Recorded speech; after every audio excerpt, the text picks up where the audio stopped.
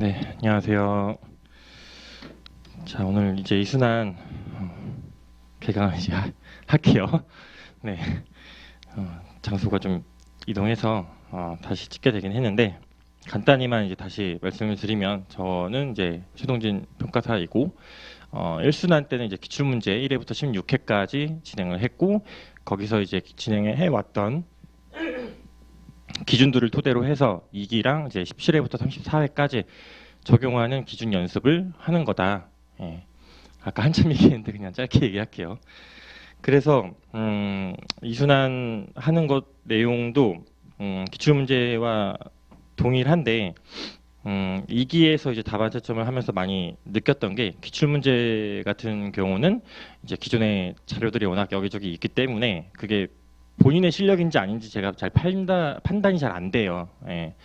그래서 기출문제에 대한 첨삭을 하나하나 다 뜯기 시작하면 그건 조금 힘들 것 같고 그래서 2기에서는 그런 내용들을 토대로 해서 기준을 가지고 적용하는 연습을 하셔야 되는데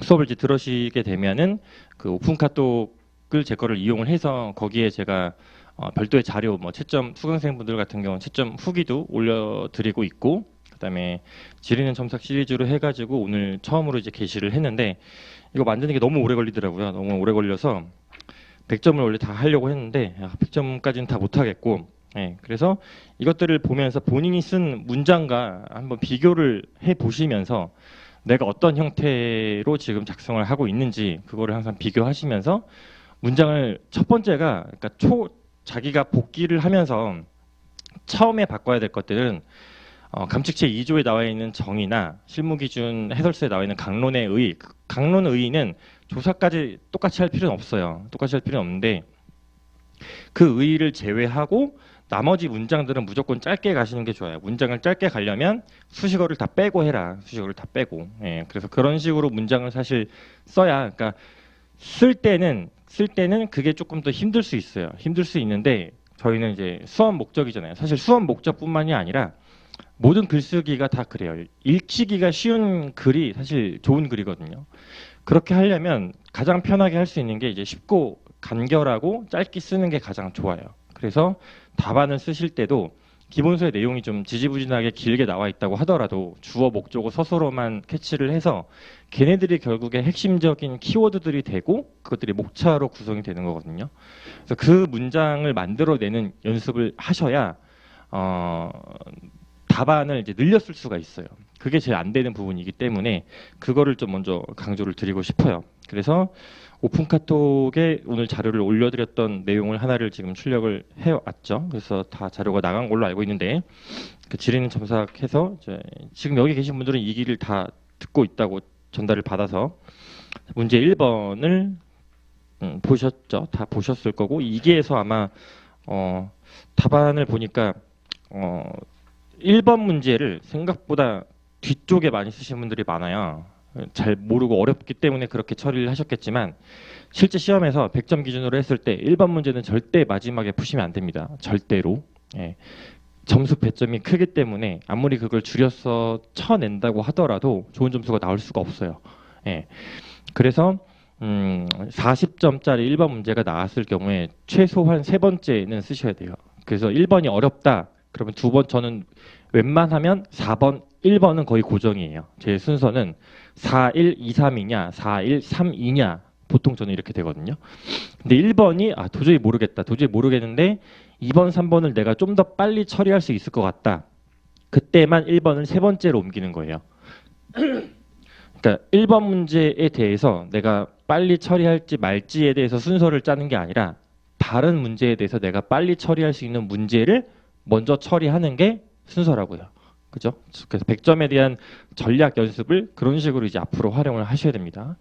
그리고 이순환에서 지금 기출문제 17회부터 쭉 나오게 될 건데 여기서도 마찬가지로 전략에 대한 연습을 사실 하셔야 되는데 이 기출문제 분석이다 보니까 여기서부터는 이제 4-3-2-1로 딱딱 떨어져서 좀 드리기는 쉽진 않아요.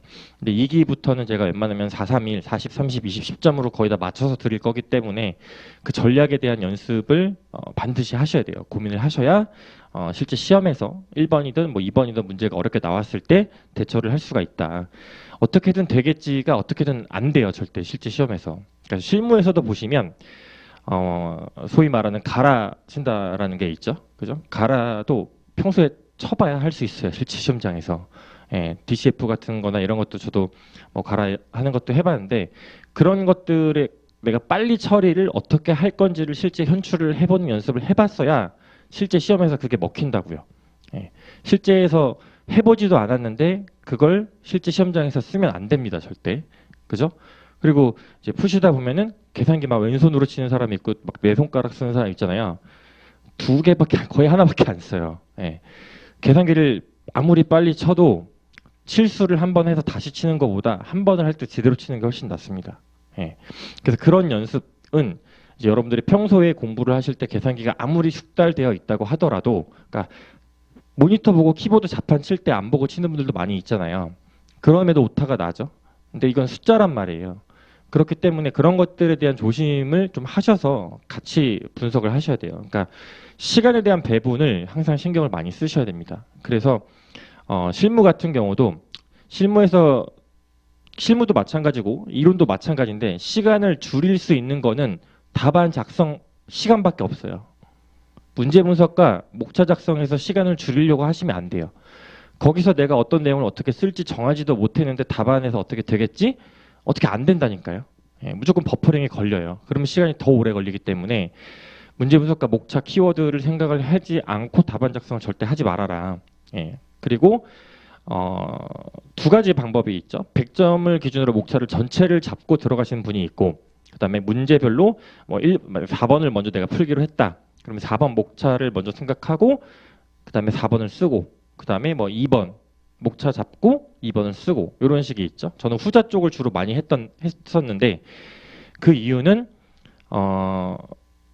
뒤쪽에서 약 한 70분에서 80분 정도를 그러면 쉬지 않고 써야 되기 때문에 팔에 체력이 딸리기 때문에 이거를 이제 극복하시는 분들도 있어요.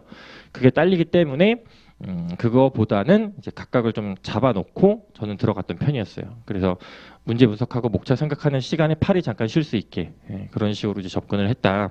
그런 것도 하나의 전략이기 때문에 다 해보셔야 돼요. 어느 게 나한테 맞다라는 거는 시간을 재보고 내 손이 버틸 수 있는지 잘 나가는지를 기준으로 판단을 하시는 겁니다. 그래서 일단 그 질 있는 첨삭 먼저 보시면 3페이지 문제는 1, 2페이지 나와 있고, 자, 서에 이제 이분 답안의 내용이 들어가 있어요. 이게 컬러로 출력이 안 되긴 했는데 화살표 하나로 되어 있는 게 제가 첨삭하는 내용들이고 화살표 두 개가 수정한 답안이라고 보시면 돼요. 자, 그래서 처음에는 이제 문장 하나하나를 이제 뜯어봤죠. 보면은 본건은 11층 규모의 집합 건물 7층 위치하는 701호의 일반 거래 목적 감정 평가다라고 되어 있죠. 그러니까 서에서 여러분들이 잘 보시면 문제에서 주어져 있는 내용을 그대로 쓰는 서가 너무 많아요. 그렇게는 쓸 필요가 없어요. 그걸 줄여 쓰거나 아니면 수식어를 붙여서 늘려 쓰거나 둘 중 하나예요. 있는 그대로를 그대로 쓸 필요가 없다. 소물음 1, 2, 3에 제시되어 있는 거를 그대로 언급하면서 이하에서 관련 물음에 답한다? 이건 쓸 필요가 없죠. 물음이 다 제시가 되어 있는 건데. 그죠? 그런 거는 좀 지양하셔야 됩니다. 그리고 이거를 이제 수정해 봤더니 이게 지금 문제에서 제시된 상황 자체잖아요. 지금 쓴 답안이. 본건은 11층을 중층으로 바꾼 거고 7층에 위치하는 701호를 밑에 내용을 사실관계를 보면은 이 701호가 피트니스 센터였었죠. 이걸로 구체적으로 바꿔준 거죠. 이거에 대한 일반 거래 목적이다. 일반 거래 목적의 감정평가다라고 처리가 된 거고, 그 다음 문장을 4페이지 가서 보시면 감정평가에 있어 대상 물건의 유형별 특성 확인과 결정은 중요하다. 일단 유형별 특성이 뭔지 그 결정은 뭔지가 잘 모르겠어요. 유형별이라고 하는 거는 종류겠죠. 대상 물건의 종류잖아요. 그죠? 그럼 종류별 특성이 있을 거고, 근데 그 특성이 있는 것과 확인과 결정 이게 연결이 잘 안 된다는 거죠. 특성은 정해져 있는 거고 확인은 물론 할 수가 있겠지만 결정은 하는 게 아니죠. 그렇죠? 그래서 이런 내용들이 너무 추상적인 게 많고, 그 다음에 추후에 일련된 감정평가 과정에 이것도 감정평가 과정이라는 말에 이미 앞에 내용이 다 들어가 있는 거잖아요. 그렇죠? 유형이 미치는 영향이 크기 때문이다. 앞에서 유형별 특성 확인과 결정은 중요한데 이 영향은 당연히 크긴 할 테지만 이 연결이 잘 안 된다는 거예요. 그렇죠? 이렇게 할 거라면 앞에서 제시된 사례를 통해서 집합 건물의 특성과 헬스장이라는 특성은 감정평가에 영향을 미친다. 또는 이 특성으로 인해서 감정평가 시 중요한 요인이 된다. 이런 식으로 표현을 해주시는 게 맞겠죠. 그죠? 5페이지 가서 보시면 본건의 경우 유형은 집합 건물 신축한 지 5년 경과의 비교적 최신의 집합 건물이다. 자, 여기서도 잘 보시면 문제에서 주어진 제시된 상황이나 사실관계들이 있어요. 근데 그거를 굳이 판단을 하지 말란 얘기예요. 여기서 지금 판단한 게 뭐예요? 비교적 최신이라는 거죠. 그죠? 근데 이거는 이 문제 물음 자체에 사실 주어진 상황들이 없기 때문에 써도 틀렸다고 볼 수는 없지만 중심상업지역 내에 주변에 신축이 아예 없는 형태라서 5년이면 신축에 속할 수도 있는 거고 아니면 그 중심상업지역 일대가 대대적인 개발로 이루어지고 있는 상황이다 보니까 다 신축으로 바꾸고 있는 상황일 수도 있단 말이에요. 주어져 있지 않는 상황을 이거를 판단해서 쓰지 말아라. 그 얘기가 지금 여기 나와 있는 거고 그래서 어떻게 처리를 했냐. 본건의 경우 5년이 경과한 상태로 학원 및 사무실 등 상업용과 업무용이 혼재되어 있다라고만 그냥 처리를 한 거죠. 문제에서 주어진 뭐 상가, 사무실 이런 것들을 그냥 상업용, 업무용의 혼재라고만 바꿔준 거예요. 그죠? 그 다음에 6쪽에서 보시면 중심 상업지역에 위치한 상업용 부동산으로 이것도 이제 뭐 정확히는 뭐 다르게 할 수 있겠지만 상업용, 업무용을 여기서 굳이 구별할 필요는 없기 때문에 일단 넘어가고요. 인근 지역의 표준적 이용과 대등할 것으로 예상되고 뭐가 대등하다라는 건지 알 수가 없죠. 물론 공부를 한 사람이라면 이게 무슨 말인지는 이해는 돼요. 이해는 되지만 뭐가 어떻게 정확히가 표현이 안 돼 있고 주변의 수요, 환경과 수요는 뭐고 환경은 뭐 어떤 환경을 말하는 건지 이용 상황과 주위 환경이 지금 섞여 있죠. 그죠?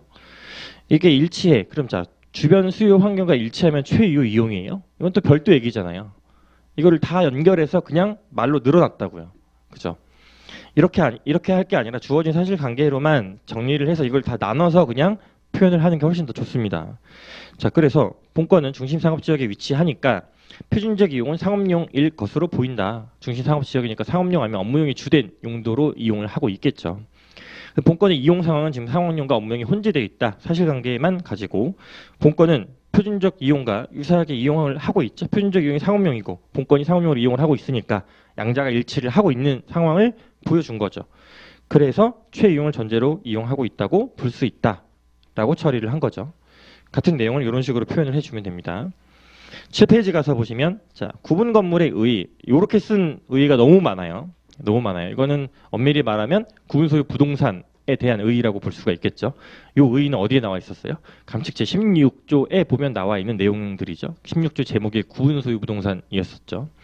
그리고 구분 건물의 의의는 별도로 되어 있고 그 다음에 구분 점포의 의의도 별도로 되어 있죠. 그래서 오픈 상가 얘기를 쓴 답안들이 많았는데 그것도 쓰지 말아라 라고 말씀드렸었고 그래서 구분 건물의 의의를 이렇게 처리를 한 거고 그 다음에 8페이지 가서 보시면 특성, 목차 하나의 내용이 하나죠. 그죠?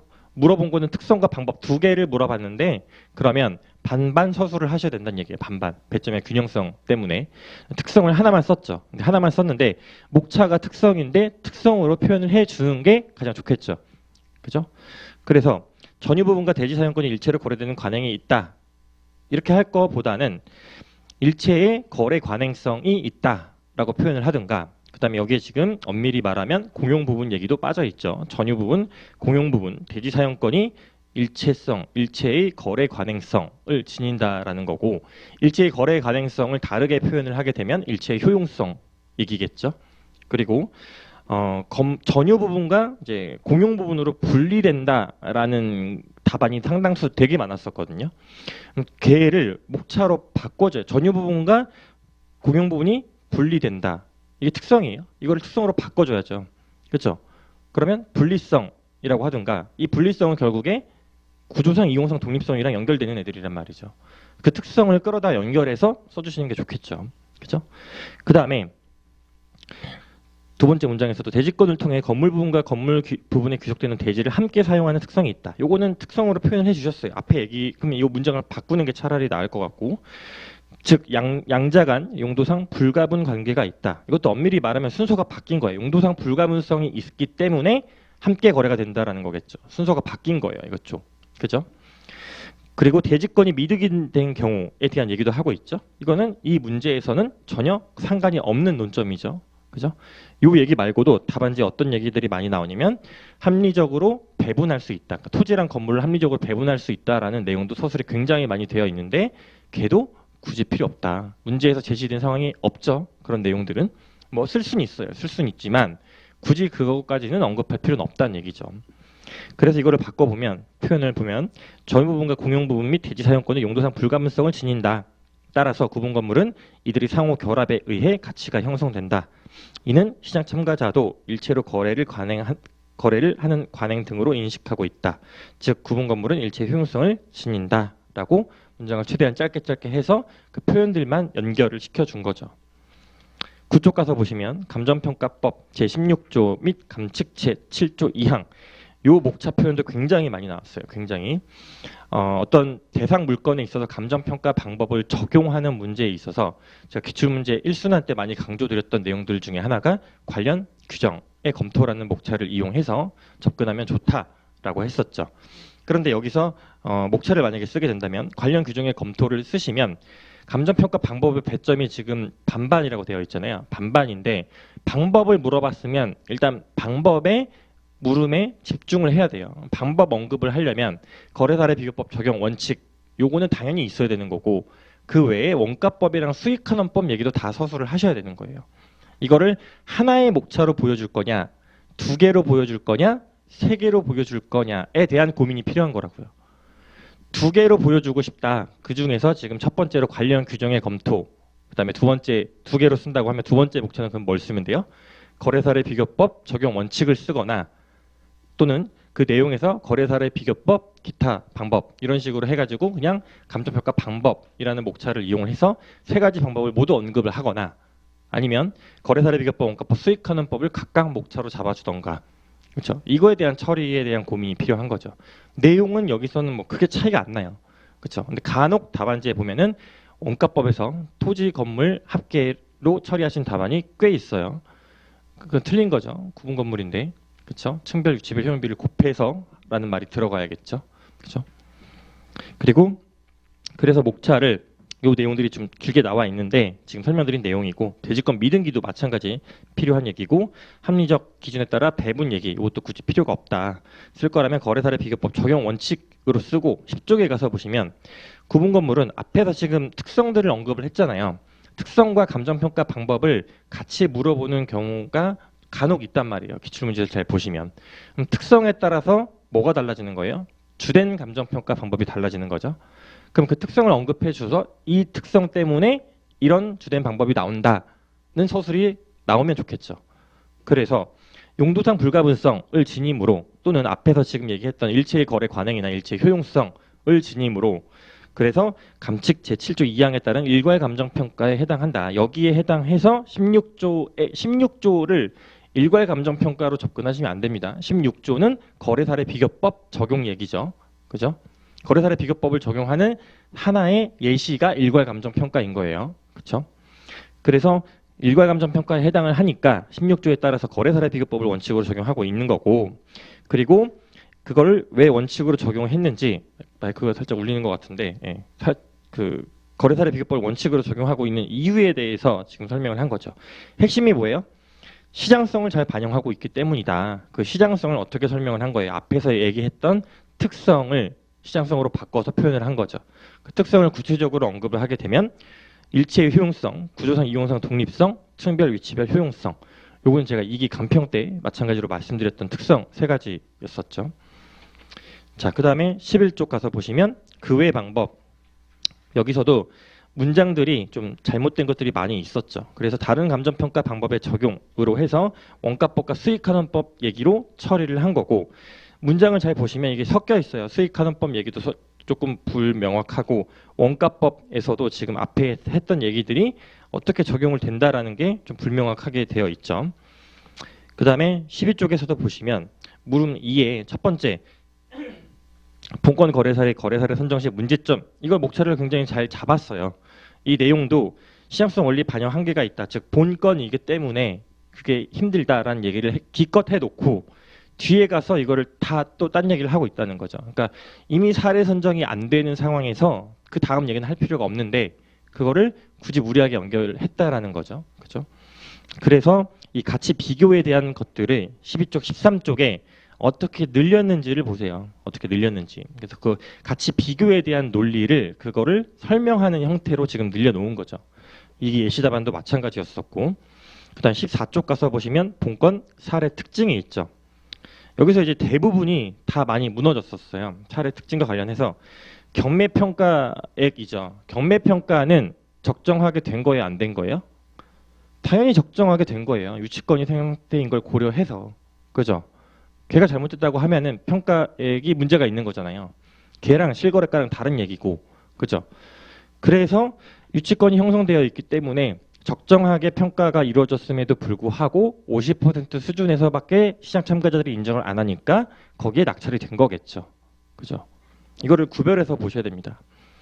그래서 여기 내용은 읽어보시면서 좀 볼게요. 시간이 너무 많이 가고 있는 것 같아서. 자, 15쪽 보시면 자, 활용 가능성이라고 3번의 목차를 잡아놓고 합리성 검토 수단, 평가액 간 균형, 경매 평가 목적으로의 활용 가능성 요 세 가지 목차를 썼는데 이게 지금 방금 했던 제가 내용과 동일합니다. 요 세 가지가 지금 혼용이 되어 있다. 활용 가능성이라는 목차도 뭐를 어떻게 활용한다라는 건지도 좀 불명확하게 잡혀 있죠. 목차가. 그죠? 그리고 합리성 검토를 할 때 이 거래 사례를 어떻게 응용을 할 건지 그래서 경매가, 그다음에 낙찰가, 그다음에 실거래된 그 70% 수준에서 실거래된 신고 그 매매 가격이 있는 거잖아요.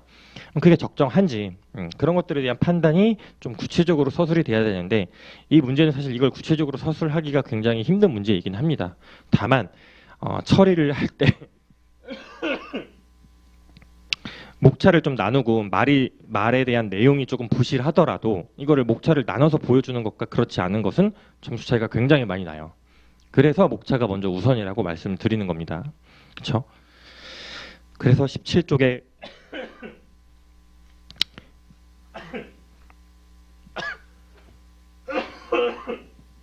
죄송합니다. 제가 목이 좀 많이 안 좋아서 17쪽에 보시면 적정수성 검토에서의 활용 가능성이라고 하고 본건 사례 검토, 경매평가액의 적정성, 합리성 검토 수단으로의 적정성이라는 형태로 지금 목차를 바꿔서 표현을 했죠. 어떻게 처리를 한 거냐? 적정성 검토에서 활용할 수 있다라고 했으니까 이게 적정하냐 이렇게 목차의 일관성을 갖고 지금 접근을 하게 된 거죠. 그렇죠? 3번 문제도 요거는 시간이 없기 때문에 한번 읽어보세요. 읽어보시면서 표현들을 하나하나 해놨으니까 요거를 굳이 이렇게까지 시간을 들여서 지금 설명한 이유는 뭐냐면 여러분들이 기출문제를 보실 때 기출문제의 답안이 제 것도 마찬가지고 다른 강사의 답안을 보실 때 문장이 분명히 잘 안 읽히는 게 분명히 있어요. 분명히 있는데 그거를 짧게 나눠서 표현을 하시라.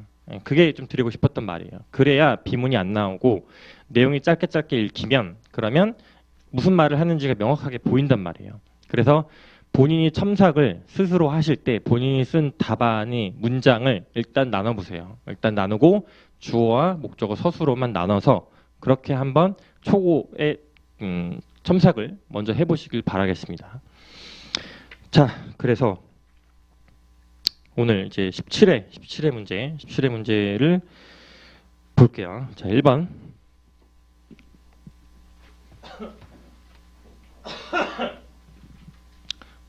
자, 17회 문제를 보시면 전제에서 자, 부동산 감정평가에서 부동산의 종류는 종별과 유형의 복합 개념이다 라고 나와 있죠. 여기서 중요한 건 복합 개념이다 라는 말이 훨씬 더 중요하겠죠. 종별과 유형이라는 단어는 앞으로는 출제될 확률이 극히 낮아요. 극히. 이 종별과 유형이라는 말은 우리나라에서 쓰지 않고 일본에서만 쓰는 용어예요. 그래서 이 종별과 유형을 합쳐서 사실 종류라고 부르는 거거든요. 우리 지금 현재 감칙 기준에서 대상 물건의 종류는 뭘로 되어 있어요? 감칙 제14조부터 제25조까지로 규정이 되어 있죠. 그렇죠? 이거를 다른 말로 유형별이라고도 저희가 유형별 감정평가라고 또 칭하잖아요. 근데 그거랑 이거랑 헷갈리시면 안 된다고요. 그죠? 여기서 일본에서 말하는 얘기는 이 종별과 유형의 개념이 다르다. 예.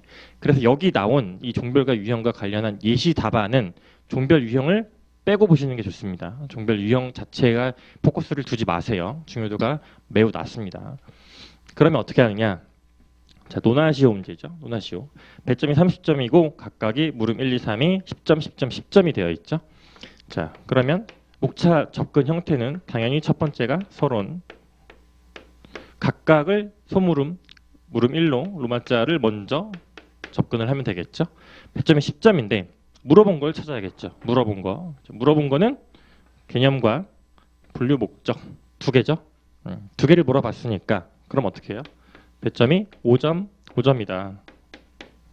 그리고 주어를 봤더니 종별 및 유형 두 개죠. 그죠? 다시 여기서 두 개씩 쪼개면 되겠죠. 서술어 먼저, 그 다음에 목적어, 주어 순으로 가면 됩니다. 첫 번째, 여기서 아라비아 목차 1번, 2번 뭘로 하면 돼요? 물어본 거, 목적어, 개념, 분류, 목적이죠. 여기서 목차는 두 개 일단 접근을 할 수가 있게 되겠죠. 개념에서 물어본 게 종별과 유형이죠. 자, 여기도 마찬가지 분류 목적인데 종별과 유형 두 개를 물어봤으니까 종별의 분류 목적과 유형의 분류 목적으로 잡을 수 있습니다. 문제 분석만 했을 때는. 근데 그렇게 되면 내용이 중복될 가능성이 높죠. 그렇죠? 그러면 그 다음 단계로 나가서 생각을 하셔야 되는 거예요. 내용이 중복될 거를 따로따로 어거지로 지었을 바에는 아예 다른 목차의 구성을 다시 생각하셔야 된다라는 거죠. 분류 목적이잖아요. 분류 목적. 이런 형태는 기출문제에서 간혹 종종 나오는 형태의 문제죠. 이런 거 제가 어떤 식으로 접근하라고 그랬어요? 네 가지죠. 계속 들었던 분들은 지겹죠. 강론의 모든 핵심은 공정성, 객관성, 신뢰성, 합리성이 다 취지이자 목적이다. 그러면 총론에서 가장 핵심 단어 두 가지 말씀드렸었죠. 다양성과 변동성. 이 목차를 쓰면 어떤 내용이든 다 연결이 된다라고 말씀드렸습니다.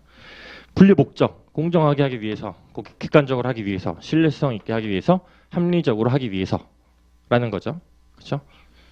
그러면 요거 자체가 중요한 거예요. 요거 종별과 유형의 개념, 요 내용보다는 이 분류 목적을 내가 접근할 때, 그래서 감정 평가를 체계적으로 분류하는 목적 이렇게 물어보면 뭐라고 써요? 이거 쓰면 되잖아요. 그렇죠? 방금 제가 얘기했던 게 과거 기출 문제였어요. 그죠? 1순환 때 했던. 자, 그 다음에 물음 2번. 물어본 거는 종별과 유형에 따른 가격 형성 요인의 분석이죠. 그렇죠? 배점이 10점이고 목차는 역시 마찬가지로 3개나 4개로 접근을 할 수가 있게 되겠죠. 지금은 일단 물론 용어가 바뀌어서 가치 형성 요인이라고 되어 있을 거예요. 그죠? 감칙 규정에서. 요거를 접근을 할 때 일단 크게 보면은 가치 형성 요인 또는 가격 형성 요인이 3가지로 구성이 되어 있잖아요. 가장 쉽게 접근할 수 있는 거는 일지계로 접근을 하면 되겠죠. 그렇죠? 근데 뭔가 아쉽다. 자, 첫 번째 가치 형성 요인의 의의를 먼저 쓰시면 되겠죠. 이 물음 안에서만 직접 물어본 거니까. 그렇죠? 물음 1번에서 개념을 직접적으로 물어봤으니까. 이걸 쓰고 2, 3, 4로 내리면 되겠죠. 그 다음에 물음 3번을 가서 보면 배점이 10점, 감정평가 시 유의할 사항. 이것도 1순환 때 많이 했던 유형의 물음이죠. 감정평가 시 유의사항 나오면 특별하게 목차를 뭔가를 더 구체적으로 뽑기가 힘들다. 그럼 뭘로 하라고요? 절차 중에서 필요한 거 뽑아 쓰시라 라고 말씀드렸었죠. 그래서 절차 안에 있는 것들을 뽑아 쓰시면 되고 이 절차 안에 있는 거를 뽑아 쓰지 않은 케이스들이 종종 있었어요. 그런 것들은 뭐였냐? 특히 특수한 물건, 유형별에서 기업 가치라든가 비상장 주식이라든가 그런 내용들이 나오게 되면 단순 절차보다는 조금 더 세부적인 내용을 써주는 게 더 다른 사람들과 차별화도 되고 더 점수를 받을 수 있다라고 말씀드린 거였었죠. 그래서 절차 중에서 여기서는 아무거나 쓰시면 됩니다. 뭐 3개로 쓰셔도 되고 4개로 쓰셔도 되고 여기서 4개를 썼다면 4개, 4개, 4개로 균형성 있게 쓰는 것도 방법이 되겠죠. 3개든 4개든 점수 차이가 없습니다. 그렇죠? 그래서 여기서 이 문제에서 결국에 종별과 유형에 따른이라고 되어 있는 부분을 제외하고 요렇게 처리하는 기준은 여러분들이 기억을 하셔야 되는 거예요. 그렇죠? 분류 목적, 어떤 거의 목적이나 취지 이런 것들을 물어봤을 때, 그 다음에 가치 형성의 분석. 이거는 목차 잡는 거는 크게 어렵지 않아요. 내용을 얼마만큼 구체적으로 썼냐, 뭐에 따라서, 주어에 따라서. 얘는 종별 및 유형이니까 그 내용이 중심이 되겠지만, 그죠? 그 종별 및 유형이 아니라 다른 얘기가 들어갔을 경우에, 예를 들어서 구분 건물, 구분 건물이라고 해볼게요. 이기 때 됐던 구분 건물의 가치 형성 요인 분석 시라고 구분 건물의 가치 형성 요인 분석이라고 하면 목차 자체는 일지계로 잡으면 되겠지만 그 안에 내용들은 각각의 구분 건물과 관련한 내용들이 구체적으로 서술이 돼야 된다라는 거죠. 올해 시험 4번, 작년 시험 4번에서도 다세대와 관련한 얘기들이 목차는 대부분이 위물 시사였지만 다세대를 구체적으로 썼냐 안 썼냐에 따라서 4점에서 5.5점까지 점수 차이가 났었다라고 말씀드렸었죠. 그래서 이렇게만 처리를 하면 되는 문제였어요.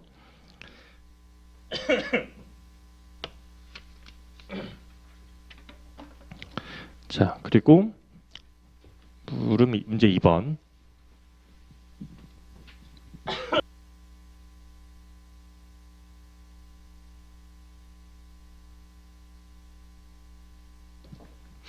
자, 문제 2번을 보시면 내용 자체는 얘는 그렇게 논점 자체가 어려운 문제는 아니에요. 그렇죠? 어려운 문제는 아닌데 배점을 내가 어떻게 나눌 건지 그리고 두 번째에 해당하는 논점을 어떻게 처리할 건지 두 번째, 세 번째의 논점을 어떻게 처리할 건지예요. 잘 보세요. 배점이 30점이죠. 첫 번째 기준이 뭐라고요? 서술어를 기준으로 한다. 설명하고 두 번째에서 비교 세 번째에 논하시오죠. 그죠? 10, 10, 10입니다. 10, 10, 10. 그죠? 그러면 1번 빼고 로마자 2번이 어떻게 된다고요? 설명하는 게 로마자 2번, 비교하는 게 로마자 3번, 논하는 게 로마자 4번이라고요. 설명에서 물어본 거 뭐예요? 설명에서 물어본 거 개념을 물어봤고 각각의 개념이라고 되어 있죠.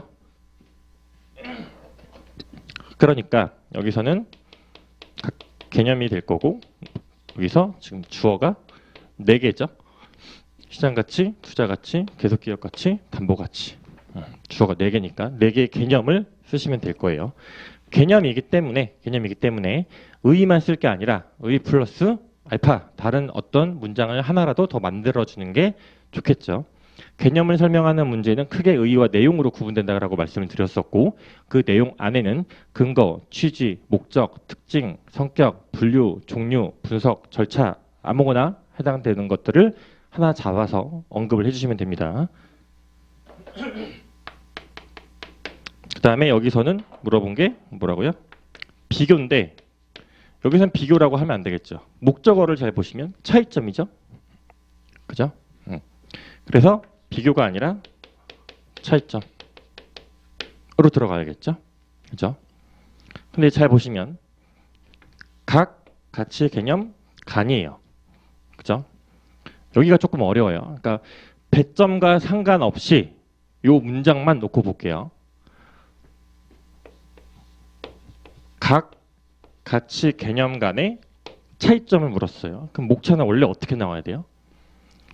이거 차이점, 이거 차이점, 이거 차이점, 이거 차이점, 이거 차이점, 이거 차이점 이렇게 나와야 돼요. 그죠? 문제 분석만 놓고 보면 그럼 목차가 몇 개예요?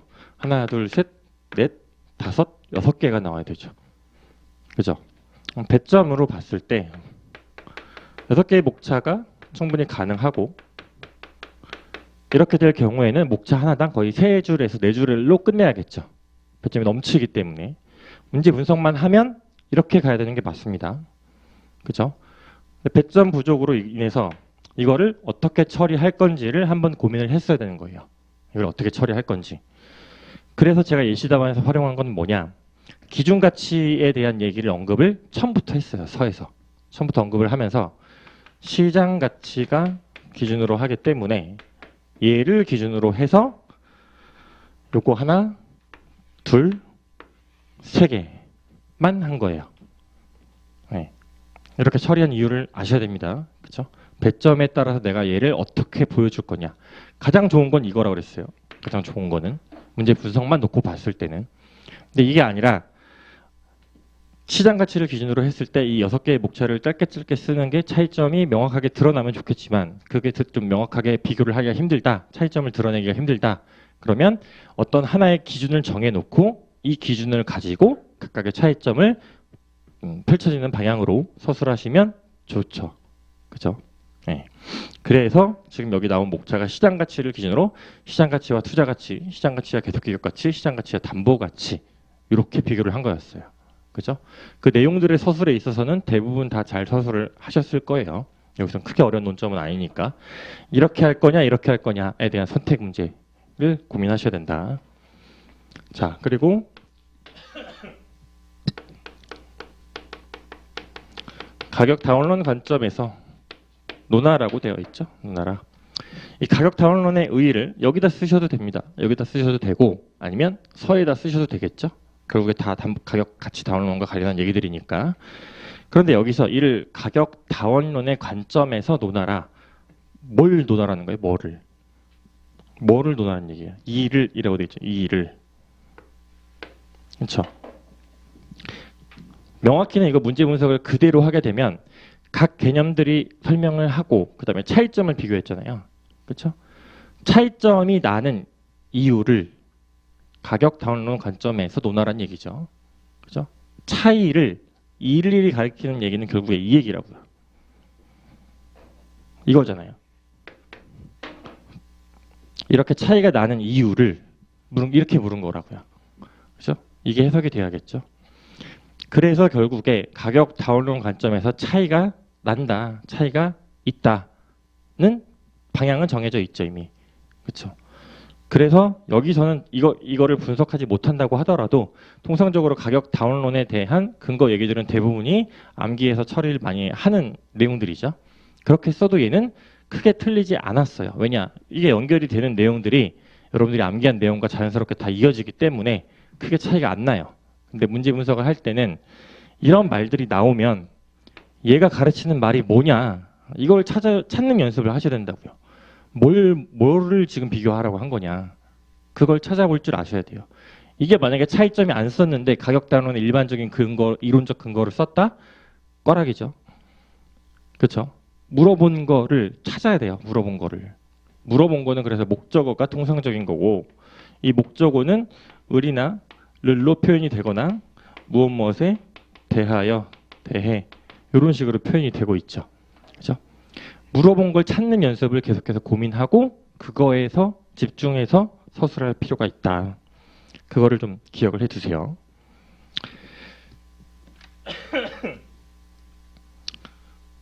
자, 그리고 17의 3번으로 갈게요.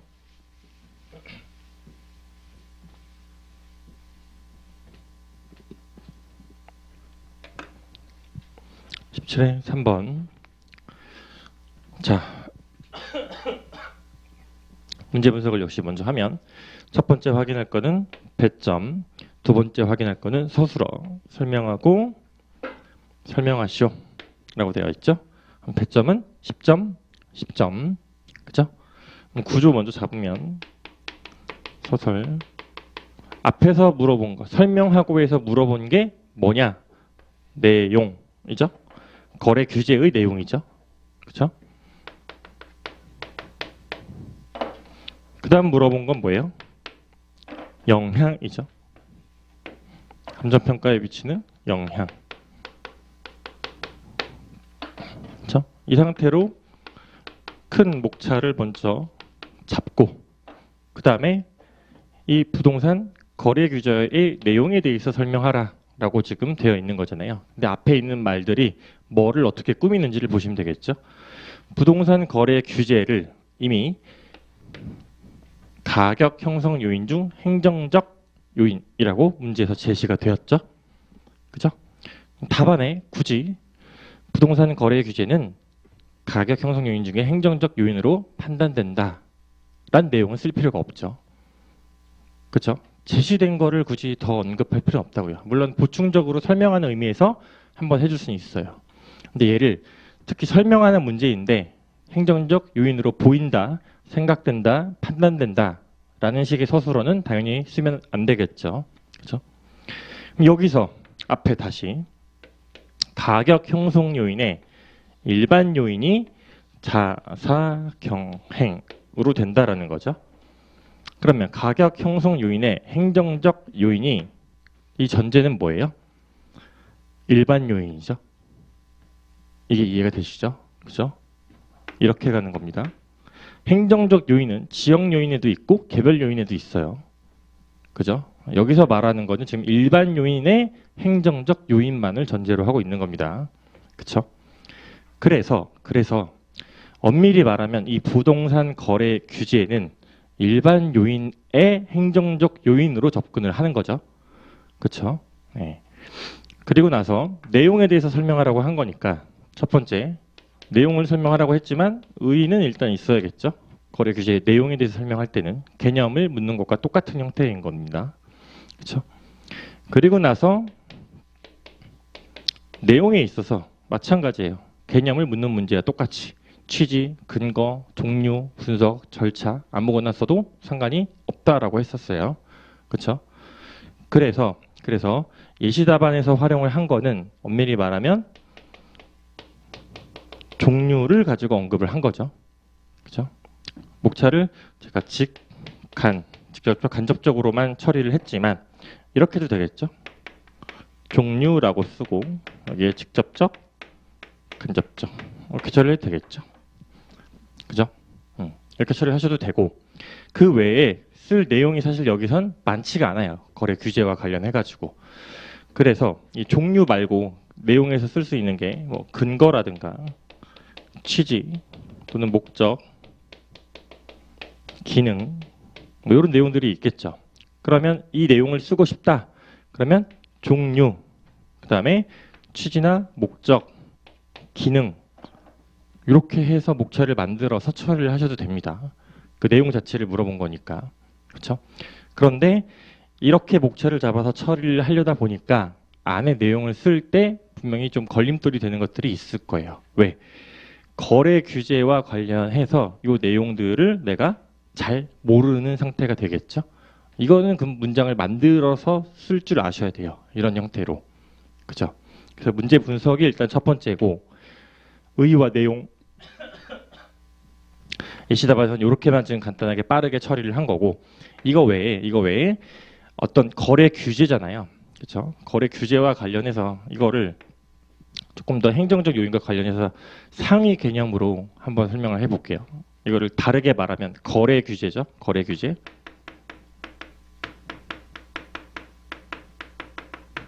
정책과 관련이 되어 있는 거죠. 그렇죠? 어떤 규제를 한다라는 거잖아요. 규제를 하는 내용의 종류를 볼게요. 첫 번째 나온 게 지금 거래 규제가 있어요. 그죠?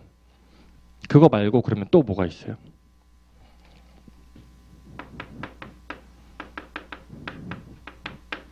이런 내용들이 있겠죠?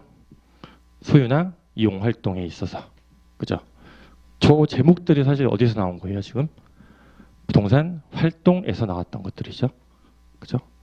부동산 활동의 내용들을 저런 세 가지로 접근을 할 수가 있었죠. 그죠? 소유와 이용 활동과 관련한 규제, 제한도 존재한다. 네. 그래서 거래 규제가 아니라 정부 정책이나 어떠한 행정 또는 정책과 관련한 문제가 나왔을 때 접근하는 방향과 틀을 지금 예시로를 들어드린 겁니다. 이렇게 처리하시면 될 것 같고 그 다음에 거래 규제가 감정평가에 미치는 영향이죠. 마찬가지로 감정평가에 미치는 영향, 감정평가 시 유의사항 비슷하게 처리를 할 수가 있어요. 첫 번째로 절차의 형식으로 목차를 세부적으로 쓸 수가 없다면 그렇죠?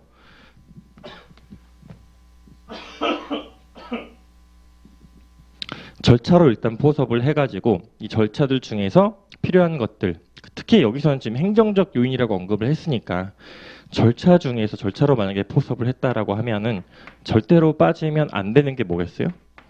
가치 형성 요인의 분석은 빠지면 안 되겠죠. 그렇죠? 요거는 반드시 들어가는 게 좋고 요 문제에서는 그 외에 감정평가 방법의 선정 및 적용이라든가 감정평가의 결정 여기와 관련해서도 언급할 것들이 많이 있죠. 그렇죠? 그래서 이런 식으로 서술을 할 수가 있다. 또는 기준이에요. 기준. 어떤 문제에서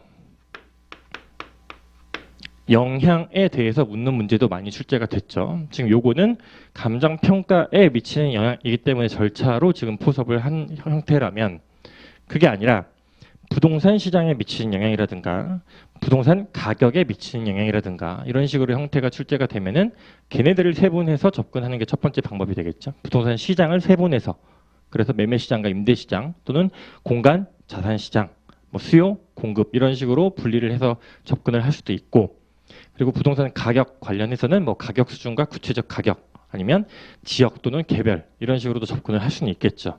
근데 그거 말고 앞에 주어와 상관없이 영향이라는 단어만 놓고 생각을 해보세요. 이거를 목차로 두 개로 큰 틀에서 접근하고 싶다. 그럼 어떻게 하면 돼요? 긍정적인 영향, 부정적인 영향으로 접근을 하면 되겠죠. 그죠? 이 틀들을 여러 가지를 알고 있어야 문제에서 물어보는 뉘앙스에 맞춰서 또는 거기에 적합한 거를 선택을 할 수가 있게 됩니다. 그렇죠?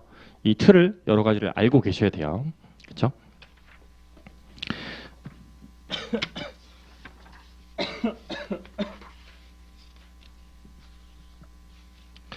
자, 요거는 그래서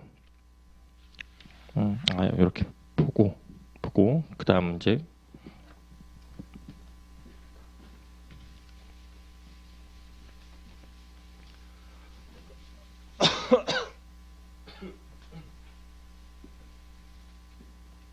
자, 문제 4번. 문제 4번. 자, 얘 같은 경우는 10점이지만 중요합니다. 확장돼서 나올 수 있는 거리가 굉장히 많아요. 자, 일단 배점이 10점인데 기술하고 설명하는 거죠. 그러니까 5점이 일단 먼저 되겠죠. 그죠? 그러면 배점이 10점인 상태에서는 서설보다는 개설로 간단히 처리를 하시고 물어본 거 해서 옥체를 채우면 되겠죠. 기술하고에 대해서 물어본 거는 두 가지죠. 두 가지. 개념과 사례죠. 그죠?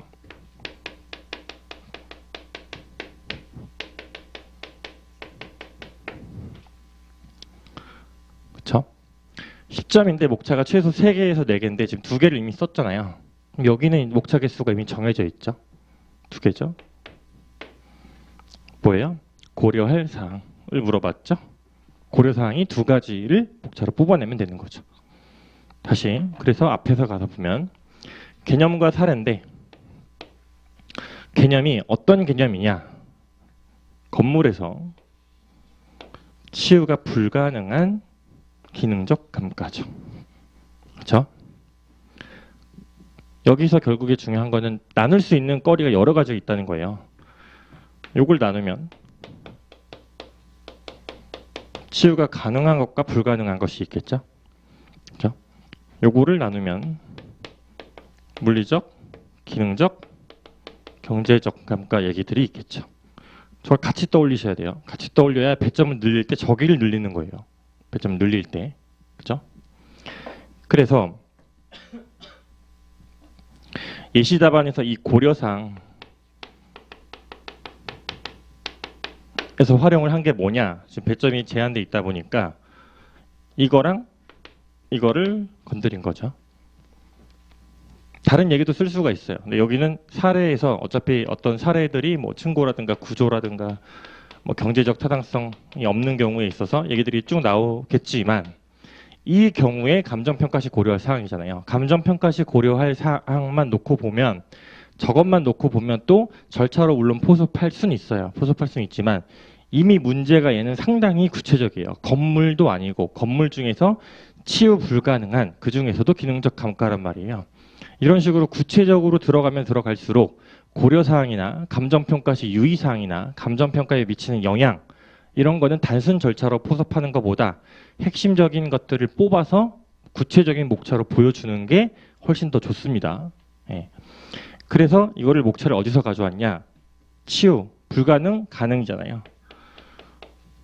치유 가능성에 대한 판단 이거를 당연히 먼저 고려를 해야겠죠. 여기서 판단을 할 때 물리적인 것도 있을 수가 있겠지만 더 중요한 거는 이제 경제적인 타당성을 먼저 검토를 하게 되겠죠. 그죠? 그리고 기능적 감가, 그죠? 기능적 감가에서 어떤 부분을 더 구체적으로 고려할 것인지 이걸 이렇게 처리하셔도 되지만 여기 안에서 이 외에 뭐 이중 감가라든가 이런 내용들이 추가적으로 고려 사항에서 구체적으로 목차로 드러내주면 좋겠죠. 그죠? 그래서 예시 답안에서 쓴 거는 첫 번째가 기능적 감가의 발생 여부, 발생 여부를 가지고 처리를 했었어요. 발생 여부.